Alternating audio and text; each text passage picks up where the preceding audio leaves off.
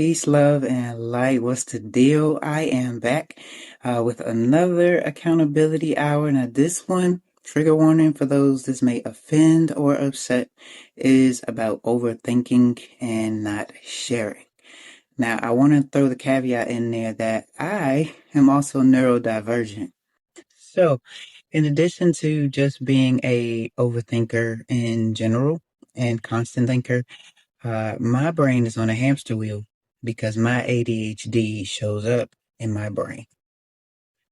It causes me to have entire conversations of what ifs and how a person feels and how something's going to happen and how it's going to play out before I even jump to have the conversation or speak. And I am an uh, introvert with extroverted tendencies. So, as you can imagine, as a child, this was really hard for me. To explain. And back then, ADHD was only seen as something that showed in your body that was hyperactive.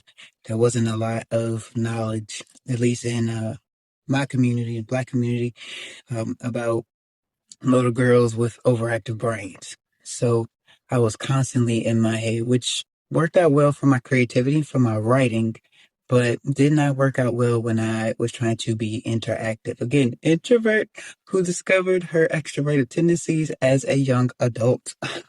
So what that translated to when I was less than mature was lying, saying I didn't know, uh, overshadowing, presenting myself as somebody who knew this or that, but really didn't know anything, hadn't even done a bit of research. Um, Literally fabricating stories in my head and believing them because I had spent so much time pondering them. And currently in the mental health phase of my journey with overthinking and not sharing has looked like prior to some really uncomfortable but very necessary conversations with loved ones and colleagues and my collectives, is blaming myself, is thinking that I'm doing something wrong, is constantly wondering whether or not I've hit a nerve or whether or not I am being authentic. Because take it from someone who has also, come out of the shell of being manipulative and a liar and all of these other not so great personality traits. That overthought also translates to not believing that you changed, believe it or not. Like you're doing the work here, you've done the therapy, and you're doing the therapy, and you're having the conversations, and you're studying, and you're in flow, right? You're journaling, you're creating, and these are all things that I'm doing. But I'm also still in the process of working with my inner children, my inner critics, even my inner elders at times to reframe that mentality that I don't have to prove myself right. I don't have to prove myself to be good. I don't have to prove myself to be a good human being.